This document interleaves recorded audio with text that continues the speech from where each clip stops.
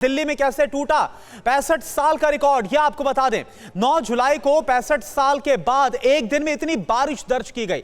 दिल्ली में 36 घंटे में हो गई 259 mm बारिश। तो ये 65 साल का जो रिकॉर्ड है वो दिल्ली में टूटता हुआ नजर आया। इससे पहले कल भी अगर बात की जाए तो 40 साल का रिकॉर्ड टूटा था। जिस तरह से दिल्ली ने बारिश देखी थी और अब 2 दिन की बारिश की बात की जाए तो अब 65 साल का रिकॉर्ड भी टूटता हुआ नजर आ रहा है।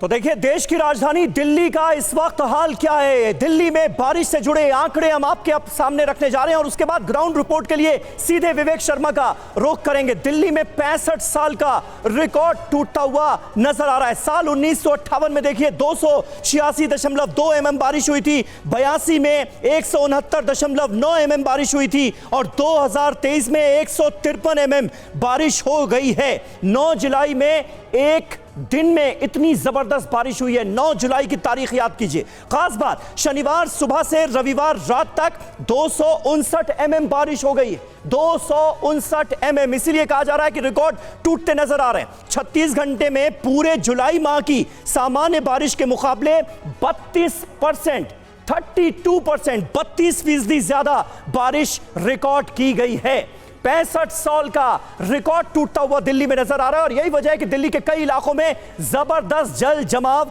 नजर आ रहा है। हमारे सहयोगी विवेक शर्मा इस वक्त हमारे साथ जुड़ रहे हैं, सीधे ग्राउंड रिपोर्ट उनसे लेते हैं। विवेक, दिल्ली के बारे में आज ये कहा जा रहा था कि यमुना का जल स्तर जो है वो खतरे के निशान से ऊपर जा सकता है। इस वक्त ताजा स्थिति है क्या? देखिए समीर, बात कीजिए तो लगातार यमुना का जलस्तर बढ़ता चला जा रहा है। सुबह की बात की जाए तो यमुना का जलस्तर 203.33 था, लेकिन अब ये जलस्तर और बढ़ता चला जा रहा है। इस वक्त जहां हम खड़े हैं यहाँ पर सुबह के वक्त पूरा यहाँ पे सूखा हुआ था, लेकिन आप देख सकते हैं कि यहाँ पर पानी पहुँच चुका है, यानी कि आने वाले समय में यमुना का जलस्तर और काफ़ी बढ़ जाएगा। और बताया जा रहा है कि जो हरियाणा के हथनीकुंड बैराज से लाखों की संख्या में क्यूसेक पानी छोड़ा गया है वो देर रात या फिर मंगलवार को दिल्ली पहुँच जाएगा, जिसके बाद यमुना का जलस्तर खतरे के निशान से ऊपर यानी कि 205.33 से ऊपर चला जाएगा। अच्छा विवेक, ये बताइए जब हालात इतने ज्यादा भयावह बन रहे हैं, अलर्ट है वो भी जारी कर दिया गया है।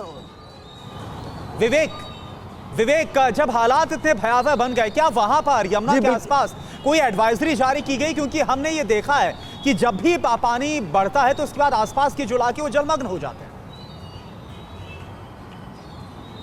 देखिए बात की जाए तो जिस तरह से यमुना का जलस्तर बढ़ रहा है तो उसके चलते एडवाइजरी जारी की गई है, साथ ही अलर्ट भी किया गया है।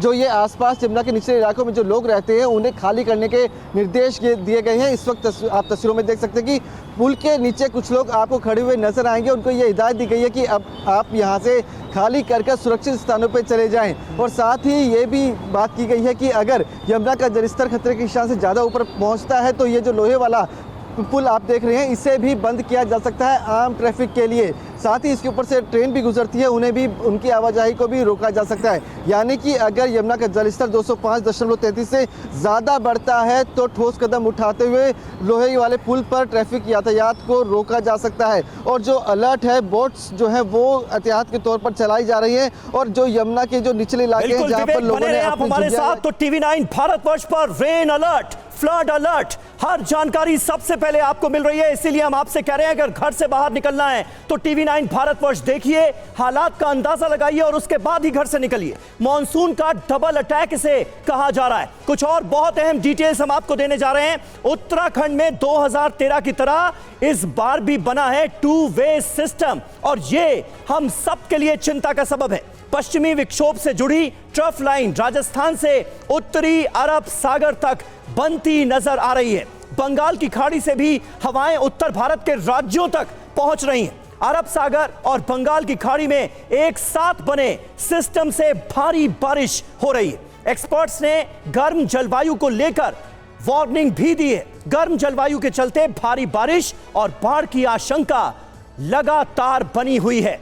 हिमाचल प्रदेश से भी कुछ अहम खबरें हमारे पास आ रही हैं, उसके लिए एक बार फिर रुख करेंगे करुणा का।